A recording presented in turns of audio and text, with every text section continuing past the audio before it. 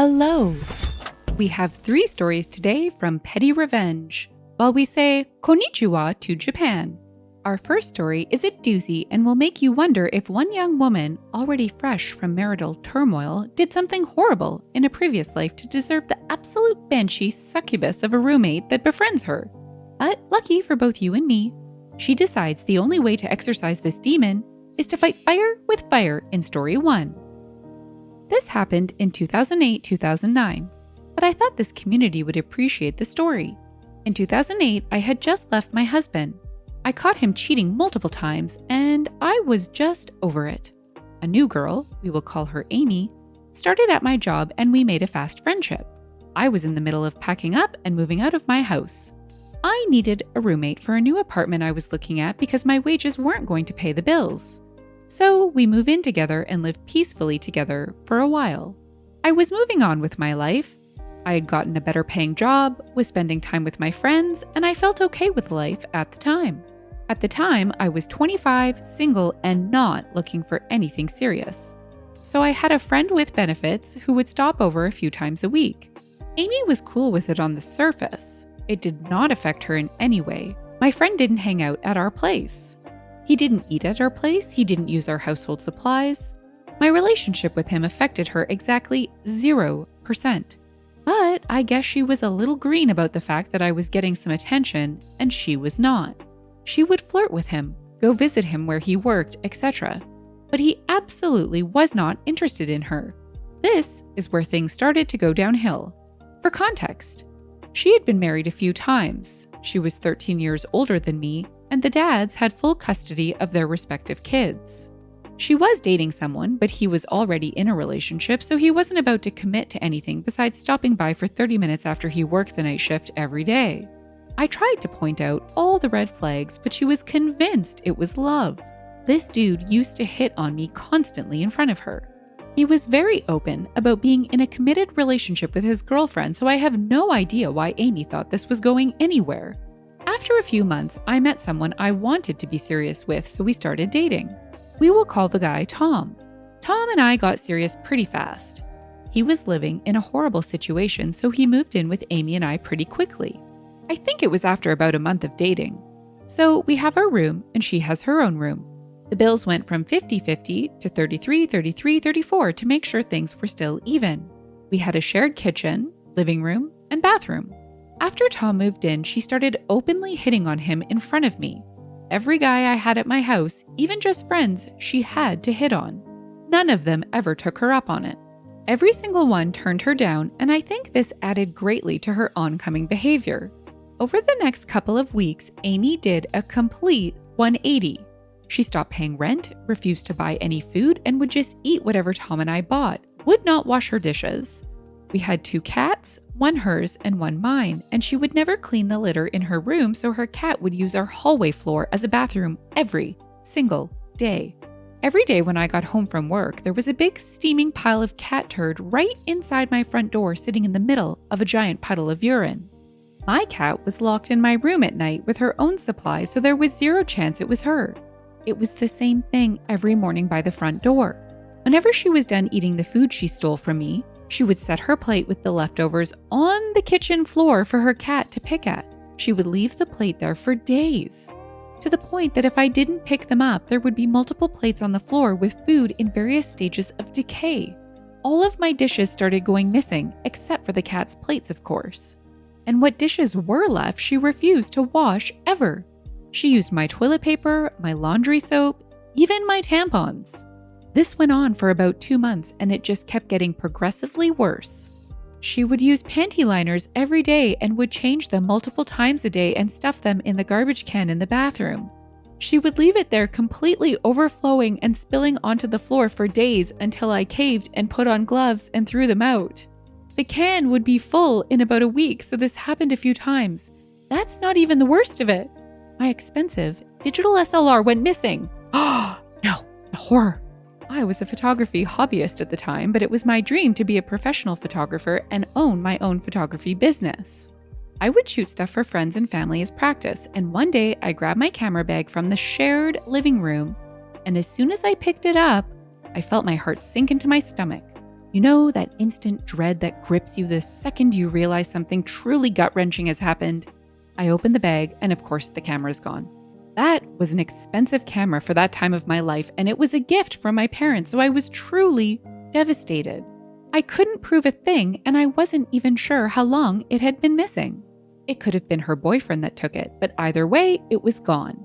So now this is it. This is the last straw. I need this train wreck out. I went from nice girl to total psycho in about 30 seconds. I'm not the violent type, and I hate confrontation. I'm not waiting for a prolonged eviction to go through, and I really didn't have the money for that anyway, so here's where I start my petty revenge. Amy wants to live here with me rent-free, stealing my stuff, hitting on my boyfriend, and neglecting her cat, so be it. But it's going to be on my own terms. One vital piece of information. In my divorce, the jerk moved back in with mommy, and I took everything from the house to my new apartment, so I owned everything, and the lease was in my name. I started by changing the Wi-Fi password and the computer password. The following week, I had my cable company come and remove the cable lines to her room. I bought a small fridge for my room and a cabinet and put all my food and personal supplies in my bedroom and put a secure lock on my door. I hid my pots and pans. I locked up the soap and toilet paper. The cabinets were empty. I paid for it all, and I would be the only one using it. When her cat defecated on the floor, I would pick it up and smear it on her bedroom doorknob. Overflowing bathroom trash cans filled to the brim with her panty liners were dumped on her bed. I removed the knobs to the washer and the dryer. I did everything possible to make her life uncomfortable. I did other small stuff, anything that came to mind. A few months prior, Amy and I had been working at the same store, and she borrowed another coworker's laptop. She ended up getting fired, but she never gave the laptop back, and the coworker was really trying to get it back from her. Amy ghosted her, of course, so while she was out one day, I went in and took the laptop and gave it back to its rightful owner. Amy called the cops on me and said I stole her computer, but I explained what happened.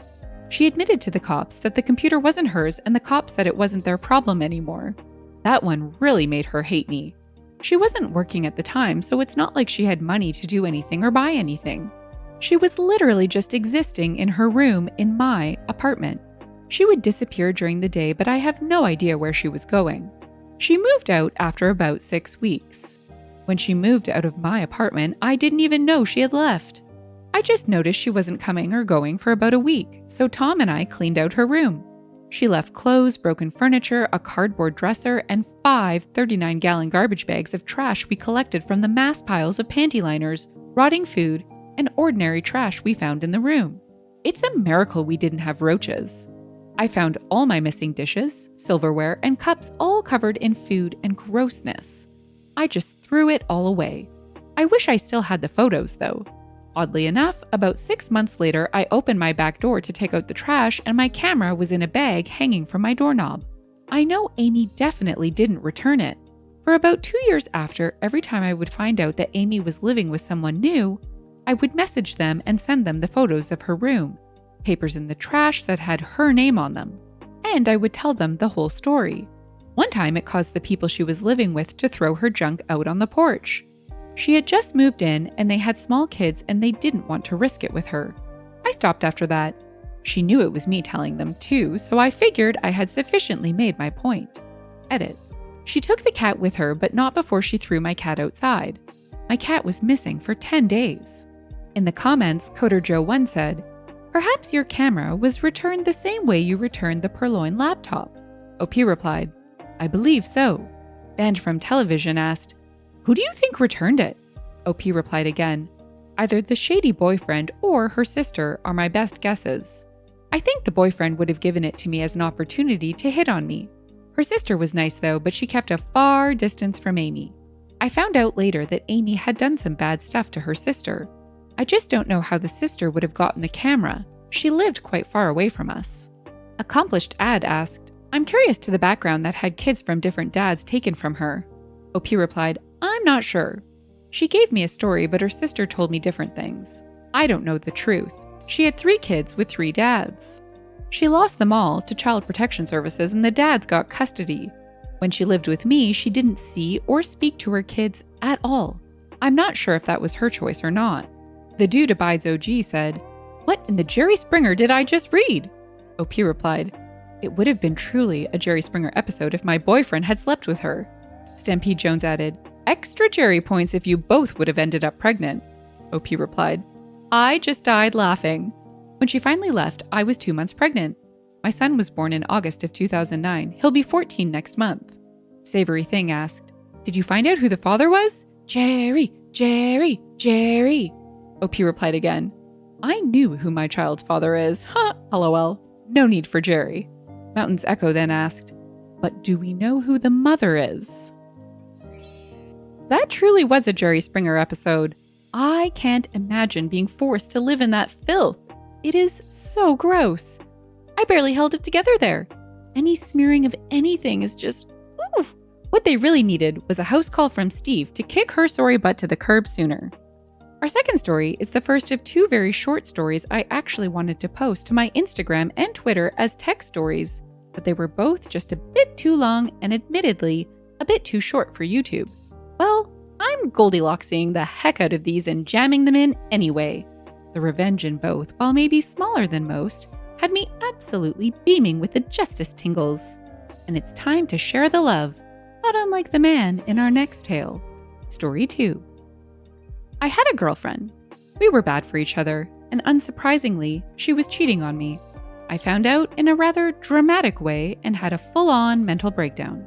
Dude who she was cheating with had been fed a bunch of lies to keep him from talking to me, and he started threatening me with violence. Long story short, we broke up. She moved out of our place and into his place. I started therapy. A few months goes by and I realize in therapy that I wasn't just busted up about my ex-girlfriend, but also my whole life. I decided to find a new job, a new place to live, everything.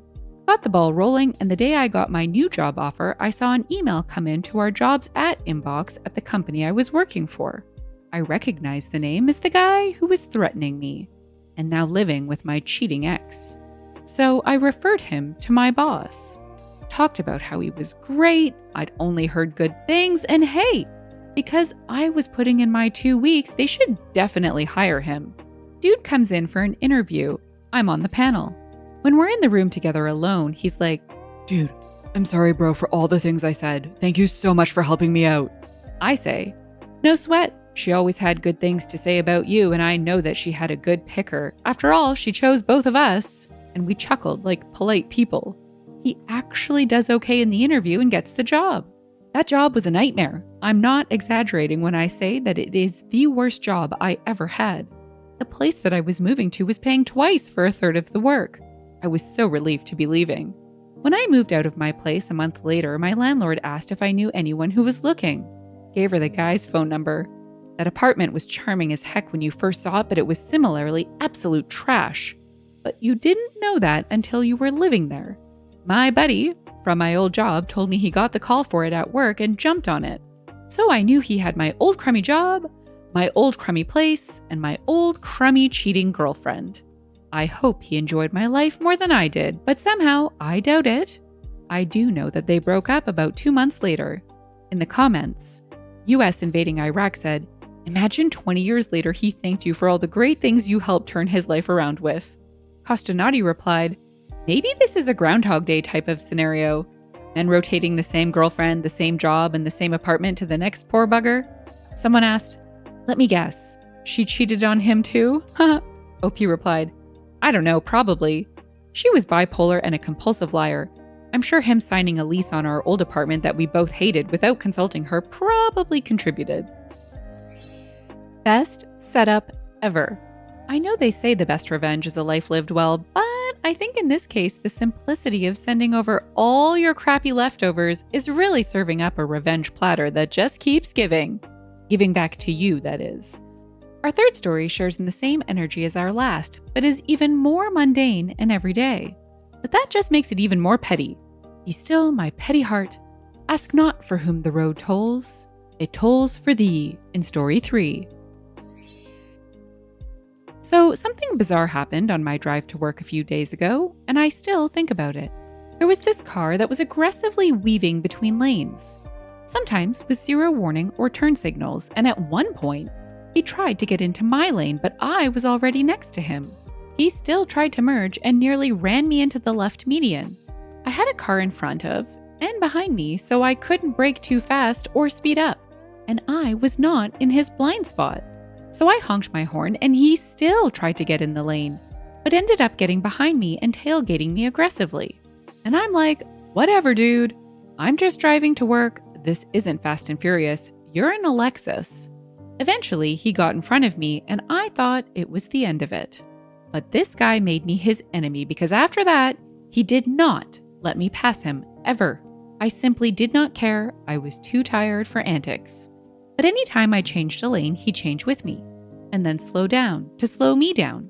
And for a while, I thought, am I imagining this? So finally, an exit for the toll road was coming up on the right, and I was like, screw it. I'll take the toll road, get away from this guy, and sped up to get into the exit lane. This guy went all the way from the left lane into my toll road lane. So I was like, you had no intention of being in this lane.